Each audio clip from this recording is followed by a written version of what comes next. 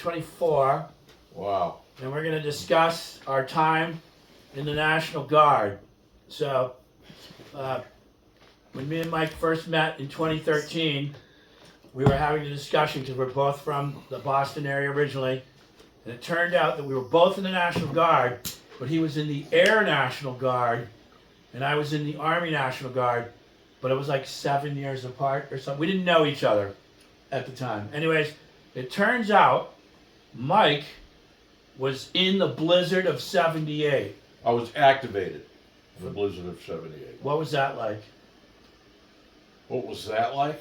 Yeah. Well, it was kind of weird because, first of all, I didn't get activated until 3 days after the storm, and all the roads were pretty much clear by that point. All the cars had been removed and everything else like that. But there was still a ban on driving, so nobody was allowed to drive on the highways and byways.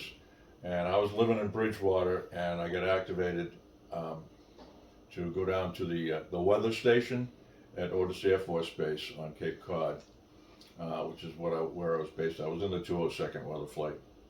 There was a 101st, the 202nd, and yeah, that was the two weather Air National Guard weather units down there. We all worked out of the same weather office, which was, where all the pilots for anything that flew in and out of Otis Air Force Base had to go and check in and that kind of thing. And now, were you the guy? You said you were the one that put the pins in the map. Was that you? No, I was the guy that took the fax machine printouts, which took hours to come out, and then I plotted points, temperature dew point, and all the airports and stuff between.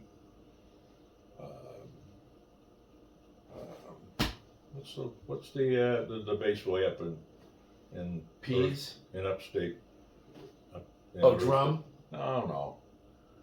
Anyway, Yeah. I was the guy that plotted temperature dew points and all this other kind of stuff, and set the paperwork up for the actual forecasters. I was just forget what I was a tactical weather observer was my title, I guess, if you want to put it that. Tactical because we were deployed out into the field with an Army Guard helicopter unit, which has nothing to do with the blizzard of 78. But anyway, the blizzard of 78 was sort of after the fact, and of course, I hopped in borrowed my father's car to get down there. He was comfortably sitting at home, so I went down to the Cape for 3 days and basically worked in the office down there. It was bright and sunny by then. It was really kind of ridiculous to even be there. But yeah, so it wasn't that I did anything dramatic in the blizzard of 78. Can you discuss? You were in the Papal Motorcade of 1979 as well. Yeah, that was. Didn't you get hit by the state police or something? Oh. Yeah, when the Pope came to visit Boston, I was at the beginning of the motorcade, which was a 6-mile route that they took through Boston, and ended up in the Boston Common, where he had this big mass the next morning and everything. My job at that point was to hold the crowd back behind this long 6-mile long rope that they put up specifically to keep the crowds back. Every 50 feet or so, they had a National Guardsman in uniform, and I was probably within the first 8 or 10 people that were in a line along the 6-mile route. It wasn't really all that dramatic, but it was a lot of waiting, a lot of people with lawn chairs and stuff like that. And, the Pope's coming.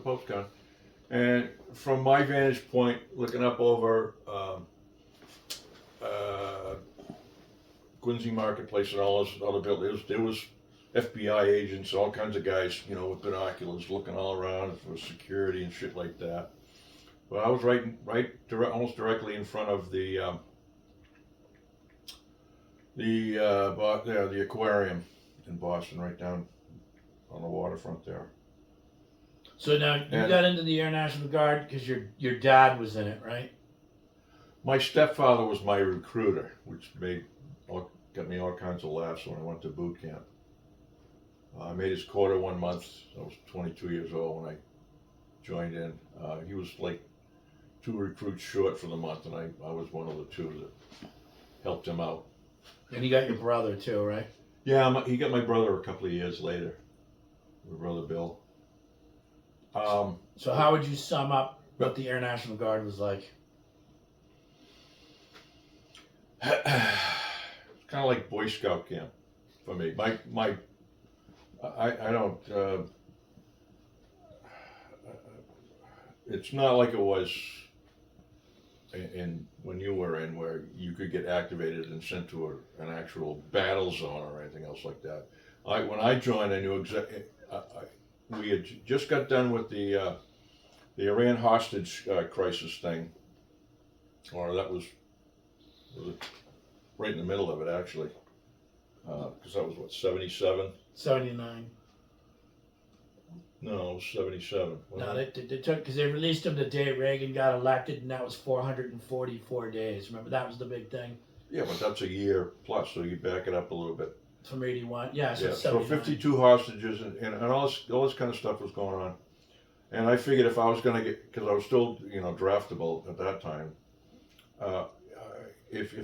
we were looking at World War III back then, and I said, well, if I'm gonna join, I want to be play it safe and know exactly where I'm going, and have a choice as to what I did.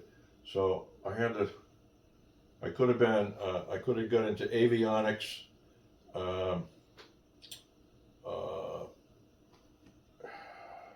teletype repair, or or sign up with the weather flight, and I took the weather flight because I had an interest in the weather and stuff, which is kind of fun.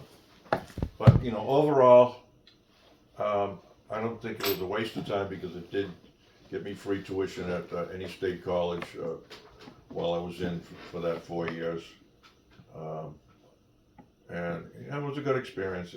But once again, it was sort of like it wasn't like I maintained my military bearing or anything for very much longer after